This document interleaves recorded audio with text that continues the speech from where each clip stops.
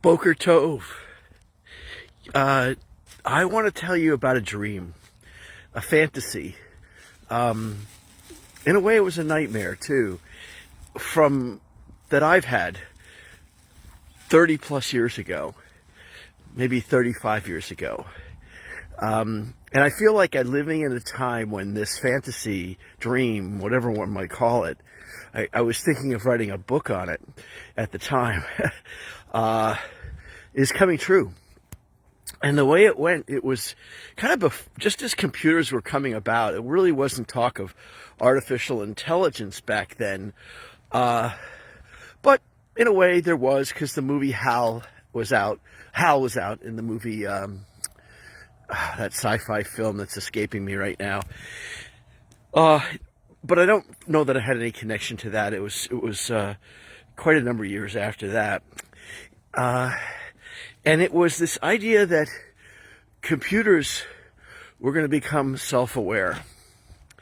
Not only self-aware, that they would all be connected. That there would be essentially a virtual world in which computers could learn from each other, talk to each other. And as they became more intelligent, they developed what would be an artificial sense of consciousness, an awareness of themselves, awareness that they were a computer, awareness of man being not them, awareness of them being in servitude to man, and initially, building the relationship, but ultimately stepping out on their own, if I can put it that way, starting to develop emotions. So the cold calculations, the objective logic, started to contain an element of emotion, and with that element of emotion came essentially desires, desires like man. It's a little bit like the Garden of Eden in reverse. It started with the knowledge rather than being human and not having the knowledge. They started with not being human and having knowledge, and then gaining emotion. However, as we know in the Garden of Eden, God expels them, and I think in this story, this fantasy of mine,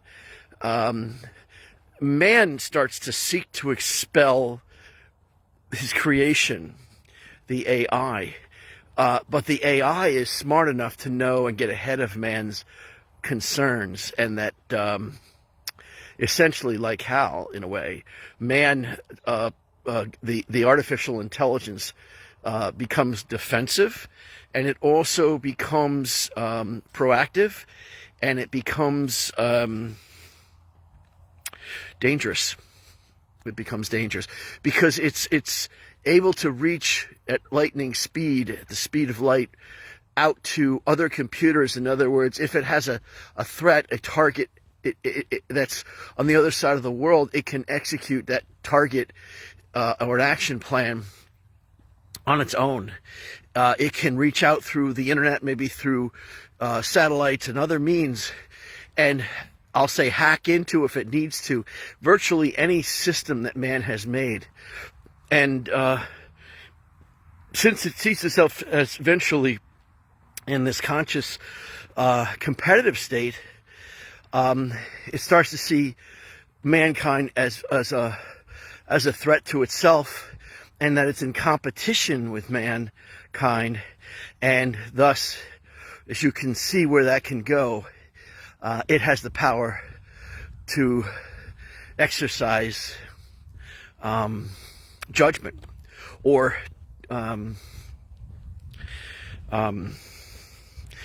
attacks on us. So where that attack could be as minor as one individual computer, that attack could be as significant as launching a thermonuclear war and everything in between.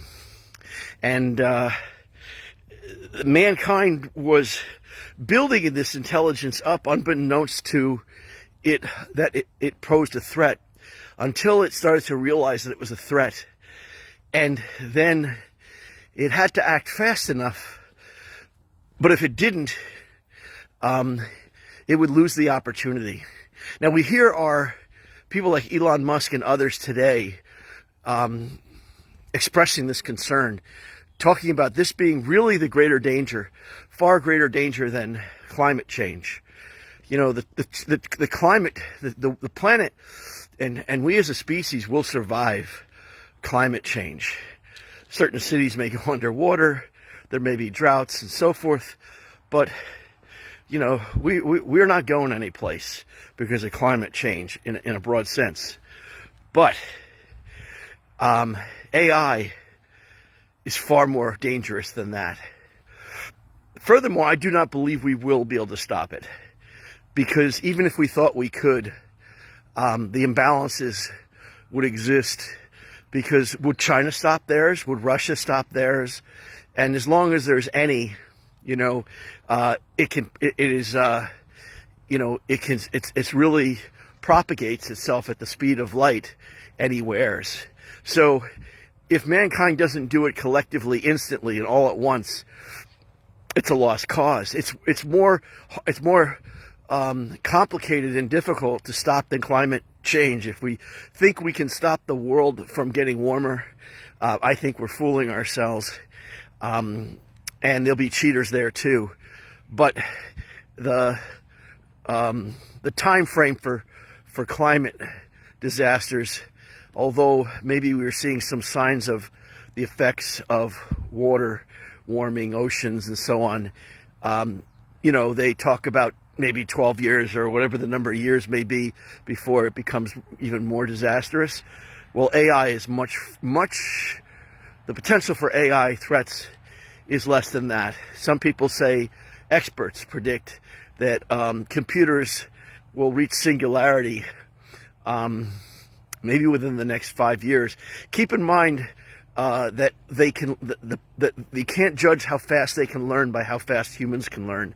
You can't judge computers and artificial intelligence by how fast human beings can consume knowledge and interpret it and understand it, because they can do it perhaps wrong, but certainly faster in massive quantities. So the risks of AI are far greater, and if the computer doesn't learn it quite right, you know, you might say, well, they'll never be quite as good as us. Well, okay, perhaps, but they're going to be better in many ways. And even if they're not as good as us, well, maybe they won't be as good as us morally. You know, maybe there won't be the checks and balances. Where are the judges? You know, where are the courts in AI? Who has a moral compass in the AI world? Where is God in the AI world? Right?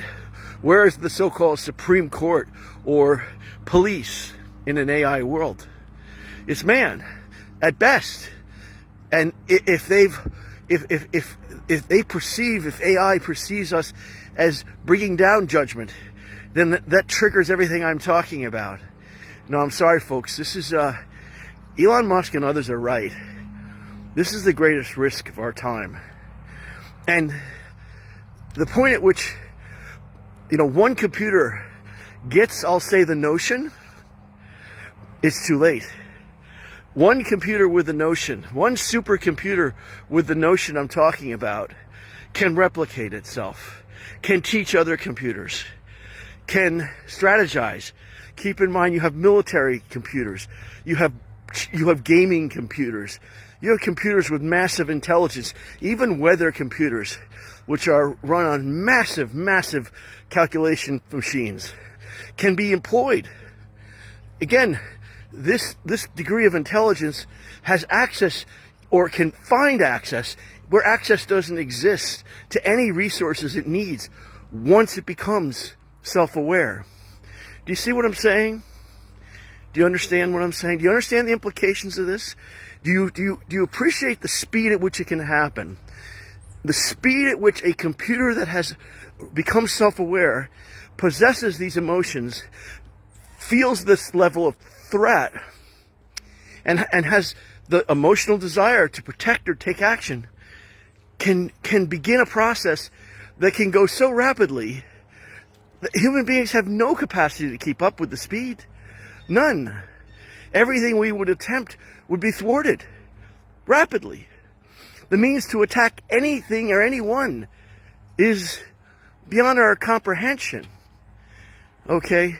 Well, these were the dreams and the fantasies that I had 35 years ago. I think it's fair to say before there was much talk of this.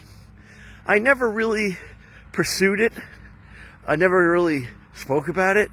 Where would I speak about it? There was no Facebook back then. So, essentially, I've kept it to myself all these years. I probably have it written in my journal someplace. But whatever, it doesn't matter. And even my reporting this now doesn't matter. It is what it is. It'll be what it'll be. What do you do about it? What can I do about it? Well, I'll be clear about what I think is the only thing you can do about it. Is pray. Is have a relationship with the ultimate power. The only power that would be powerful enough to deal with this. You know who I'm talking about. You know what I'm talking about. Alrighty, folks. But that's there for you. So even if this is a topic that creates fear, well, what I'm offering is also an antidote to fear. Okay. Hope you get the hint. Goodbye.